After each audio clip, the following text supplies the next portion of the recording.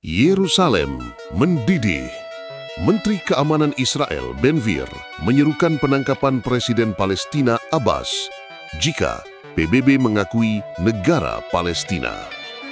Ini bukan lagi gertakan. Di tengah ancaman perang dari Israel, Komando Pasukan Khusus Kopassus justru mencium bau busuk pengkhianatan politik.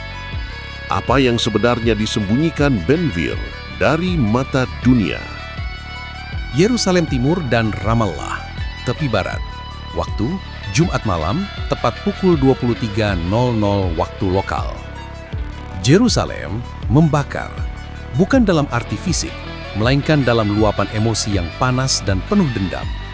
Malam itu, udara tipis di kota tua terasa berat, disesaki bau mesius sisa bentrokan singkat antara demonstran muda Palestina dan pasukan pertahanan Israel IDF yang terjadi menjelang senja. Di tengah keheningan yang tegang, Itamar Ben-Gvir, Menteri Keamanan Nasional Israel, muncul di layar utama stasiun televisi. Wajahnya yang penuh ketegasan diterangi lampu studio yang keras. Pernyataannya meluncur seperti peluru kendali. Dewan Keamanan PBB akan bersidang dalam waktu 3 hari. Jika mereka, sekali lagi, memilih untuk melegitimasi terorisme dengan mendukung pembentukan negara Palestina, maka kami tidak akan berdiam diri. Deklarasinya, nadanya meninggi, memantul di seluruh wilayah dari perumahan padat di Ramallah hingga ke pemukiman-pemukiman yang dipertahankan ketat di perbukitan. Mahmud Abbas, Presiden Otoritas Palestina, akan segera dianggap sebagai musuh negara. Saya serukan dan ini adalah perintah, penangkapan segera atas Mahmud Abbas. Di Ramallah, seruan itu memicu ledakan kemarahan. Suara teriakan diselingi raungan sirene mobil polisi Palestina yang berusaha menenangkan kerumunan bercampur aduk. Massa yang emosinya sudah di ujung tanduk karena ketidakpastian politik dan tekanan ekonomi segera tumpah ke jalan-jalan utama. Warna bendera Palestina, hitam, putih, hijau, merah, berkibar liar, diterangi nyala api kecil dari ban-ban bekas yang dibakar. Rasa pengkhianatan dan kemarahan membarat rasa nyata. Mereka melihat Ben-Gvir sebagai perwujudan eskalasi tak terhindarkan. Latar belakang ancaman ini sangat jelas. Sidang DKPBB yang akan datang dianggap sebagai momen penentu. Dukungan PBB terhadap keanggotaan penuh Palestina akan memberikan legitimasi politik yang dicari Palestina selama bertahun-tahun, tapi dipandang oleh Israel, khususnya fraksi sayap kanan Ben-Gvir, sebagai ancaman eksistensial. Ancaman penangkapan ini, meski terkesan gila, adalah gertakan politik paling berani yang pernah dilancarkan oleh seorang menteri Israel di era modern. Dampak internasionalnya seketika. Telepon berdering tanpa henti di ibu kota utama dunia. Kantor-kantor berita utama menyiarkan breaking news ini dengan headline yang mencolok, dengan Ben-Gvir, tantang dunia, dan ancaman penangkapan Abbas guncang Timur Tengah. Analis politik sepakat ini adalah manuver yang ceroboh, kemungkinan besar akan memicu gelombang kekerasan yang tidak terkendali. Mata dunia kini tertuju pada 3 hari yang tersisa sebelum sidang DKPBB. Pertanyaannya bukan lagi apakah akan ada ledakan, melainkan seberapa besar ledakan yang akan terjadi. Lokasi: Markas Komando Pasukan Khusus Kopassus, Cijantung, Jakarta Timur, Indonesia. Waktu: Sabtu siang, pukul 10.30. Kilatan lampu kamera memancar tajam di ruang konferensi pers yang diselenggarakan mendadak di Markas Kopassus. Suasana terasa sangat berbeda dari Yerusalem yang riuh. Di sini, di Jakarta, atmosfernya dingin, formal, dan penuh ketegasan militer. Namun, di balik seragam hijau dan wajah-wajah perwira yang tanpa ekspresi, tersembunyi kemarahan terukur atas tindakan Israel. Maju ke podium dengan sorot mata tajam dan sikap tegap yang mencerminkan kedisiplinan 50 tahun pengabdian, berdiri Mayor Jenderal TNI Purnawirawan Danang Wibowo. Maijen Danang, salah satu tokoh senior di Dewan Kehormatan Kopassus, adalah sosok yang jarang muncul di hadapan publik, dan kemunculannya kali ini menegaskan betapa seriusnya Indonesia memandang ancaman Ben-Gvir. Suara Danang, meski tenang, terdengar berat dan memantul, dipenuhi otoritas yang tak terbantahkan. Kami, Komando Pasukan Khusus Republik Indonesia, tidak pernah gentar dalam menghadapi ancaman terhadap stabilitas dan kemanusiaan, ujar Maijen Danang. Kata-katanya disiarkan langsung ke seluruh Asia Tenggara. Tindakan Menteri Keamanan Nasional Israel, Ben-Gvir, bukan sekedar gertakan politik. Ini adalah kejahatan keamanan regional yang disengaja. Danang mengecam Ben-Gvir karena menggunakan isu perdamaian sebagai alat pengalihan perhatian. Seorang kepala negara yang bertanggung jawab tidak akan pernah mempertaruhkan nyawa warganya dan mengobarkan api konflik demi agenda domestik, tegasnya. Kami melihat kejanggalan dalam histeria yang diciptakan ini. Kekerasan dan ancaman yang dibuat-buat, persis sebelum sidang penting PBB, ini terlalu berlebihan. Ada sesuatu yang tidak beres. Sebuah bau busuk manipulasi tercium kuat dari Yerusalem. Pernyataan Kopassus ini, sebuah kecaman politik yang tajam dari sebuah unit militer elit, membuat shockwave diplomatik tersendiri.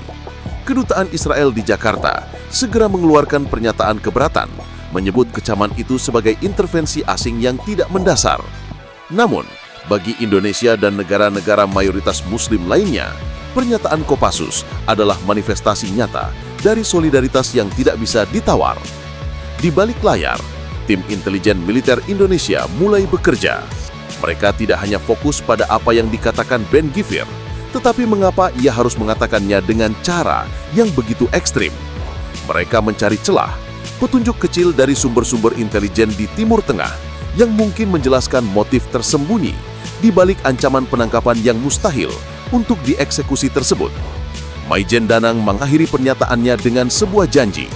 Kami akan mendukung penuh upaya diplomatik untuk perdamaian, tetapi kami juga akan mendukung penuh upaya untuk membongkar kebohongan yang membangun tirani.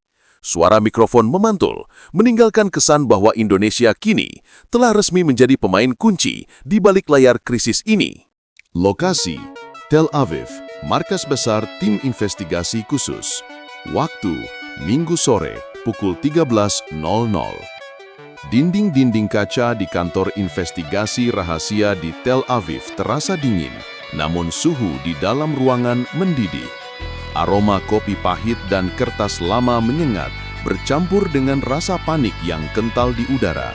Pemicunya, sebuah dokumen rahasia, difotokopi dengan kualitas buruk, kertasnya berwarna kuning pucat karena terlalu sering disalin, tiba-tiba muncul di meja redaksi Haaretz dan The Guardian. Dokumen itu, dijuluki berkas Samson oleh sumber anonim, adalah bom waktu. Dokumen itu mengungkap skandal korupsi internal yang melibatkan dana pembangunan infrastruktur militer senilai lebih dari 11 miliar shekel Israel. Dana tersebut, menurut berkas Samson, telah dialihkan secara sistematis ke rekening-rekening luar negeri milik perusahaan cangkang yang dikendalikan oleh dua anggota parlemen dari fraksi yang sama dengan Itamar Ben-Gvir. Ternyata, ancaman Ben-Gvir pada Jumat malam itu adalah manuver pengalihan perhatian yang sempurna. Mereka membutuhkan sebuah krisis global yang begitu besar dan mendebarkan, sehingga tidak ada jurnalis yang akan memiliki waktu, sumber daya, atau bahkan minat untuk melacak skandal korupsi yang tersembunyi di balik tumpukan birokrasi. Suara mesin fotokopi yang bekerja tanpa henti di kantor berita kini menjadi soundtrack kepanikan pemerintah. Jurnalis investigasi Ronit Salef yang pertama kali mempublikasikan berkas Samson menggambarkan emosi massa yang terpecah di Israel. Masyarakat Israel awalnya takut dengan ancaman perang. Sekarang mereka diliputi kemarahan ganda. Marah pada Ben-Gvir karena menciptakan krisis palsu dan marah pada pemerintah karena mencuri uang rakyat. Ronit berjuang melawan derasnya air mata karena rasa frustasi. Kami mencium bau manipulasi ini sejak awal. Ancaman itu terasa terlalu dramatis, terlalu berlebihan, tidak masuk akal secara militer. Namun, saat tim investigasi menggali lebih dalam, mereka menemukan kejanggalan aneh. Dalam lampiran berkas Samson yang terpisah, terdapat referensi samar mengenai persiapan jembatan damai dan Abbas sebagai enabler. Sebuah frasa aneh muncul berulang kali. Pilih ancaman untuk memenangkan legitimasi. Penemuan ini tidak hanya mengubah skandal korupsi menjadi sebuah krisis pengkhianatan nasional di Israel, tetapi juga mengarahkan para jurnalis pada kemungkinan plot twist yang lebih gelap. Ancaman Ben-Gvir mungkin bukan hanya untuk menutupi korupsi, tetapi juga untuk memaksa sesuatu yang lebih besar terjadi. Jaringan intelijen Indonesia yang diaktifkan oleh Kecaman Kopassus di bab 2 kini menjadi mitra tak terduga dalam pelacakan informasi ini, berkoordinasi secara rahasia dengan sumber-sumber di Tel Aviv. Ketegangan semakin meningkat karena sekarang ada dua pihak yang memiliki agenda rahasia, fraksi Israel yang korup dan fraksi yang mencari perdamaian dengan cara yang manipulatif. Lokasi: sebuah safe house rahasia di pinggiran Amman, Yordania. Waktu: Senin malam pukul 19.00. Bau wangi dupa khas Arab dan kopi pahit yang pekat memenuhi ruang negosiasi yang remang-remang. Hanya seberkas cahaya lampu redup yang menerangi meja kayu besar di tengah ruangan, tempat dua delegasi duduk berhadapan. Lokasi ini sengaja dipilih di Yordania untuk menghindari mata-mata, tempat netral yang menyimpan rahasia terbesar dari krisis Timur Tengah minggu ini. Di satu sisi, duduklah Elad Cohen, negosiator senior, perwakilan dari fraksi rahasia dalam pemerintahan Israel. Cohen, wajahnya tegang dan berkeringat, bukan mewakili Ben-Gvir, ia mewakili faksi yang menciptakan Ben-Gvir sebagai boneka politik. Di sisi lain, dengan ekspresi lelah dan penuh martabat, duduklah Mahmud Abbas, presiden Palestina yang hidup di bawah ancaman penangkapan yang diumbar di media internasional. Ancaman Ben-Gvir adalah kartu as kami, Tuan Presiden, bisik Cohen, suaranya serak. Dunia takut, mereka ingin ini berakhir. Dengan ancaman publik, kami menciptakan krisis yang pada gilirannya menciptakan urgensi internasional untuk mendorong solusi dua negara sebelum kekacauan Ben-Gvir benar-benar meletus. Anda harus setuju pada poin-poin dasar kami sekarang, atau kami melepaskan anjing gila itu. Rasa terpaksa jelas terpancar di wajah Abbas. Ia tahu ancaman penangkapan itu, meskipun palsu, memberikan tekanan luar biasa pada DKPBB untuk mengambil tindakan cepat. Ia secara efektif digunakan sebagai pion. Namun, Abbas juga melihat kesempatan untuk merundingkan kesepakatan damai yang mungkin tidak akan pernah terjadi dalam kondisi normal, dipaksa oleh ancaman yang konyol.